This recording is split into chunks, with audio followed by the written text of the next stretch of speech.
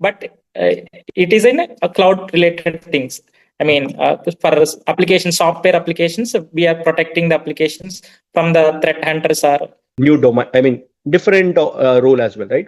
So a lot of people have this question ki, Girish, if I start this role, which is not into development, like everybody knows software development. Some people right now the data science is booming. Somebody knows Salesforce developer. So somebody thinking like, Girish, is the growth opportunities are there?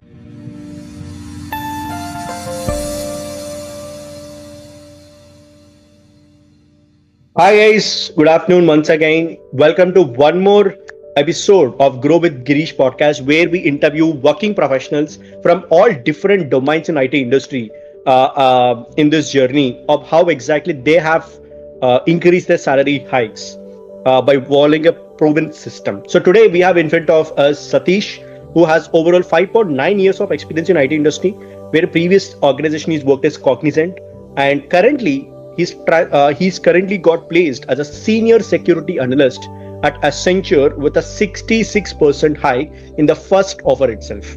So today in this podcast, I would love to highlight his journey and understand what are the challenges he has faced and how exactly we can overcome it as well. Right? So without wasting much time, let's invite Satish and have the conversation. Hi Satish. Hi Gireesh, good morning.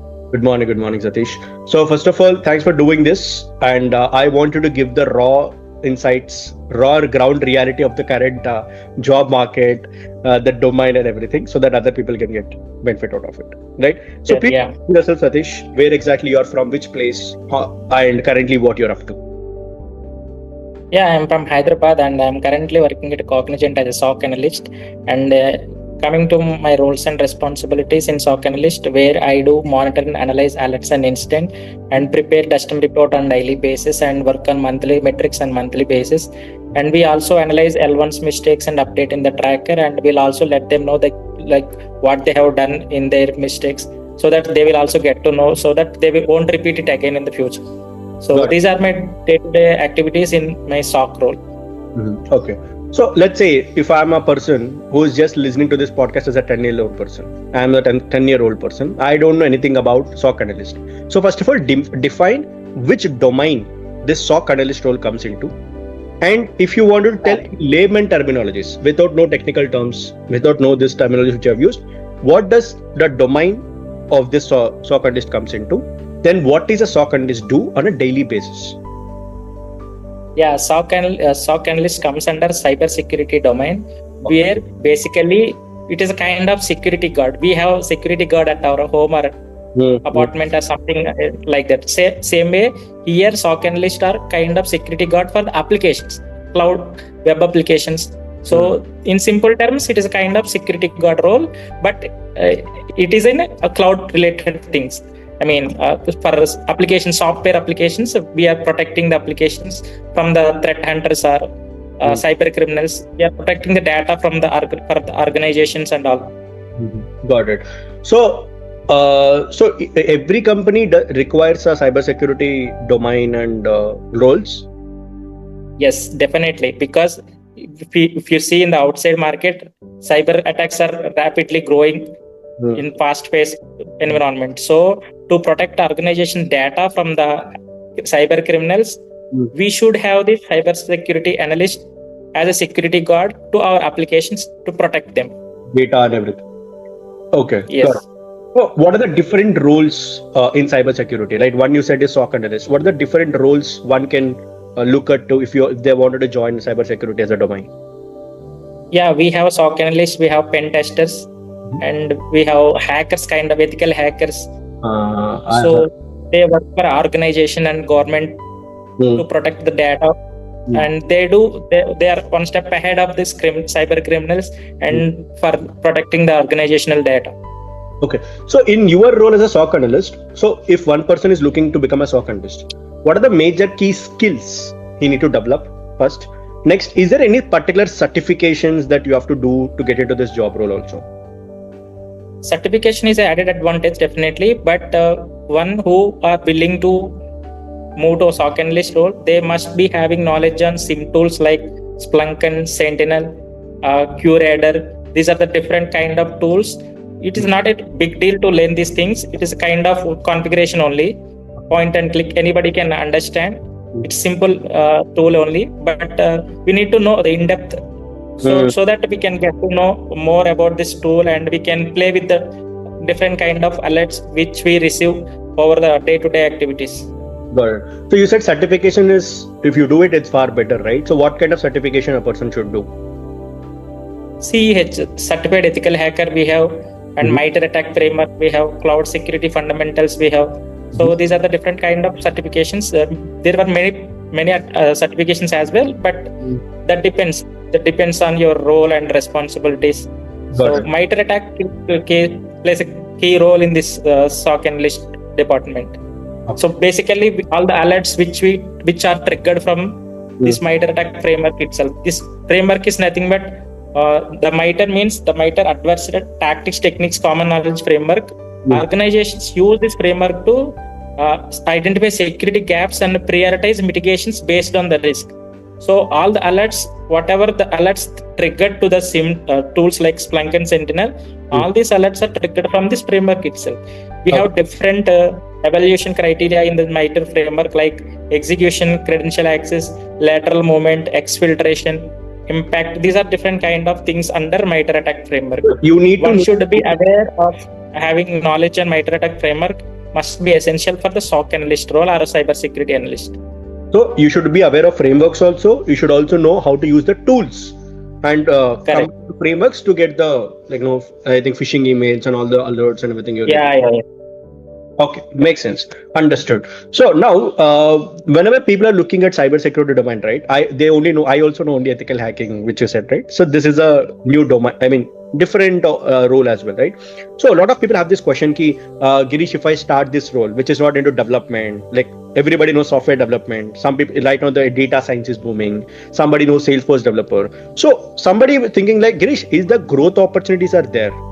If I start making security, definitely, what kind of growth I can expect? So if you want to define what kind of growth opportunities are there in cybersecurity and how much potential is there according to you? It is essential for the organizations to have a cybersecurity analyst, because we know the cyber criminals play a key role in the market, and they are trying to steal our data. So in order to protect our data, we should have a cybersecurity analyst as a SOC analyst to protect our organizational data. So irrespective of the developers or any other kind of roles in the software industry, this cybersecurity also plays a vital role in the software industry. Got it. So definitely there is a huge amount of demand in the future also for them. Yes. Got it. Super. So now let's talk about your job search journey also, right? So I think we connected approximately more than 3 months in this whole journey, and you connected with me 3 months back, right? I think one of your friend is also a part of our community, and he got placed and everything. So let's talk about your journey, right? So a lot of people right now, there is a huge problem going on in market is TCS laid off 2% of its workforce, no jobs there, everybody is laying off. I'm like HRs are saying only 40% hike and all these things, right? So according to you, right, when you started your job search journey 3 months back, and when you hear all these things, first of all, before you started your job search, what did you think? Will this really possible that you get a hike of 61% in first offer letter? What are the misconceptions you had about the job market before you started with me? Yeah, before this journey, I also tried for applying multiple jobs, and from last 2 years onwards, I have been applying for the jobs and trying for the job switch, but I didn't get a call because of this 3 months notice period. In Cognizant, we have 3 months notice period policy. So with that, I didn't get a interview call itself. So in this process, I asked one of my friend to refer me in their organization. At that time, he said, we have one community like Dream Hike Achievers, and he introduced me to this platform. So then I connected with you.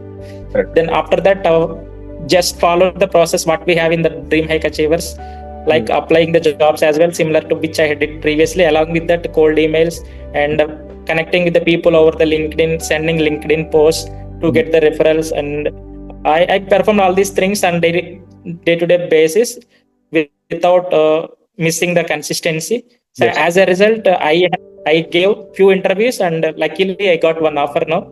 So this is my journey with that big change. Super. So let's talk about some numbers also, because see, you took a good amount of time to upskill, to do everything consistently, and you've been very consistent, right? So on an average, how many number of interviews you have given as of right now? On an average, overall, this is my 7th interview. Previously, I missed 6 offers, and finally, I got the offer from the 7th one. Okay, so now let's talk about 6 interviews which have not selected. Okay, because a lot of people come and tell me, Gireesh, they'll get 1-2 rejections. Like company will say your skill sets are not matching, or that the profile is on hold. They'll get very disconnected. They'll get very discouraged. But you're very you're very into the process. You gave 6 rejections and still got a hike with 61%, right? So what do you suggest to people? How do they see rejection in the process of the job search journey? Should they take it personally, or should they take it as a learning process? How did you see the 6 rejections before you got that first offer letter? First thing, trust yourself, never give up, and believe in yourself, trust the process, and never miss the consistency in this process. Even if you get 2 or 3 or 4 rejection, that is not end day. You still have opportunities, you still have time, you still have scope of getting the jobs, you still have knowledge. By rejecting 1 or 2 people might reject, which doesn't mean you don't know anything. They might expecting from you more than what you have, but which doesn't mean that the knowledge which you have is not sufficient. It might be not sufficient for their role, for their organization, but not overall. So if you go to some other company and if you perform well, then they will definitely hire you. Correct. I think never give up. Very good point, Satish. You told one very important point is the skill sets you may have is not sufficient for their company, their role. Correct. That doesn't mean you don't have skill sets. If your skill set is here, there will be one more company who will say, yeah, Satish, we are matching. Let's go forward. I think it's a very good point to see. So if you see that way, you're only looking for right fit company. If you see that every company is selecting me because I'm bad and I don't have skill set, it's a very good point. I think it's a very good point. Okay, so now let's talk about this also, right? So when you started your job search journey, you had a lot of conversation with HRs, right? So obviously the HR will say the market standard is 30%, 40%, market is not bad. So how did you actually have this, handle this HR objections when you're talking to the HR about this salary negotiation? What is the some things which helped you in the community level or in my coaching services? What did you actually learn and implement in the salary negotiation? Yep, for me, the point here is I'm already put on papers without offer. So as a result, my notice period got reduced. So I used this point strongly and I implemented the same thing, like whatever we have in the Dream Hike Achievers community, like when we face this question, like what is your salary expectations? Correct. We have some script. I just followed the same script and I highlighted myself that I can join immediately if you offer me this amount. And yeah, the same thing only. I just did it. Do any kind of major things outside our community. Just whatever I learned from this portal, just applied it. Great. So I think one more point I wanted to ask you is that some people have this fear, Gireesh, if I speak little strong, if I ask that I need this much of hike, HR will abandon me, HR will not give me the offer letter. They'll have this fear and they'll accept a very lower offer, which they're okay with that. So what do you think? If you properly communicate, will the HR listen to the conversation and give the hike, or what do you think? Should you negotiate properly with your worth? Yes, you have to tell your point, otherwise they won't know, right? If you say okay for whatever they offer, they'll simply fix your offer. But you have to tell, like, you are expecting this much and why you are expecting this much, you need to highlight that. Got it. So basically you need to show the value of why they need to pay this much of money or the hike they're looking for. Great. Understood. So you have been in this community for more than approximately 90 days. So you have gone through the journey, you have done everything, right? So if you wanted to highlight, Satish, Gireesh, these are the top 3 things I learned or I implemented from the coaching program of DHA community. So what are the top 3 things which you learned and implemented, which got you the result?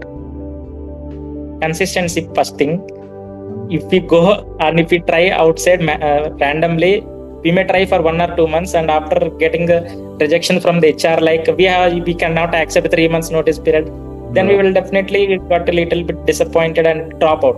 Yes. But here, with the help of the motivation, and we are seeing some people are getting offers even with the 3 months kind of motivation we have here. That is the one thing. And second thing, like how we apply in different portals like Naukri, LinkedIn, and old email, and we have also applied over the LinkedIn by connecting with multiple peoples, with HR level people, manager level people.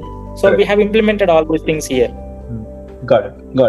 So how as you said, one important point, that you said that other people are also getting offers, right? How impactful is it to have a community where every day you're seeing other people getting offered as despite having career gaps and everything, right? So did it actually help you when you are feeling low, when you're getting rejected? Did it actually help you, the community aspect? Definitely, that will give some kind of motivation to us. Like they are getting, okay, if we try hard, we will also get it. So Correct. that is the one thing we see the other people result. Got it. Superb. So last one question I would love to go forward without this, right? So let's say right now you have got the first offer letter, which is a very good amount of starting point of 61% hike, right? And you already have an overall 5.9 years of, 61% of hike. 66% of hike, right? So with the overall 5.9 years of experience, you are at this position, right? So the next, at least, I'm not talking about 5 years, 10 years, I'm just looking for next 3 years. So what is the target role you are targeting? And what is the kind of range of the CTCs you wanted to position yourself in the next 2 to 3 years? Definitely another 100% hike from now. And I wanted to be in a kind of leading a team in position. Managerial position you are looking for. Yes. Okay. So any kind of specific companies you're targeting, or is it good MNCs works far better? This and product based. Building product based. Great. Super. Fine, Satish. I think this podcast has been very short and very informative. I think you have covered most of the points, right? So one question I would love to ask you finally, before we disconnect. Right? So a lot of people who thinks this currently watching this podcast, right? They think, Gireesh, I already have ChatGPT. I already have resume tools, right? I can use lot of lot of AI tools for interview preparation. I can ask my seniors to get some feedback. So why should I, if the information is already available out there, why should I actually again take a help of a person called career coach or do all these things with you? So what do you suggest to people to think that I can do everything on my own rather than taking a help? And what is your suggestion to them? Yeah, we can also do that. But the thing here is, if we try on our own, we may try for 1 month or 2 months. But after that, if we didn't get the offer or the HR didn't accept our accept us for the notice period, and think we might discourage ourselves, stop applying for things. But here the thing is, we keep getting the motivation and we keep getting the results from the others. So with this motivation, we are going forward and moving forward. Got it. So the community, like if you are surrounded with other people who are also getting results, I think you're also getting motivated. I think it's a very good important point. I always tell people, ask for help, not from me or anybody else, but ask for help. Take help, because that is going to give you more results also, right? So with that being said, Satish, I think it's a great informative podcast. One thing I would love to tell about Satish also, that he said one important point in the whole podcast: consistency. I think Satish has been very, very consistent from starting. Very, very consistent. I think I've been working with, every week you are connected with me. Everything you have not getting result, not getting cold email responses, rejection, everything you discussed with me, and you worked with me parallelly and we worked with together. I think that's a more important point. See, whenever people join a coaching program or whenever people join a community, they again do the same mistake of doing everything by themselves. They don't communicate to the person. So as I think it's very good of you, and I'm wishing you all the best for the next 100% hike. I think you should also break the records. You're the first person I'm taking the success story out of this cybersecurity domain. So a lot more to come. I think you are the starting person to start this whole domain in my community. Let's make next strategy and go for 120% hike in the next job offer, right? So all the best for your journey also, Satish, in the next. Okay, so that's it, guys. So I hope if you found value in this podcast and if you found some crazy insights about the domain of cybersecurity, what does a SOC analyst does, what are the key skill sets, and in the job search journey, why it is very, very important to take somebody's help rather doing everything on your own. Please share this podcast with your friends who are into the same domain. Let me know in the comment section below what exactly is the next domains or next roadmap you're looking for in the IT domain. And I'll see you in one more podcast. Thank you so much.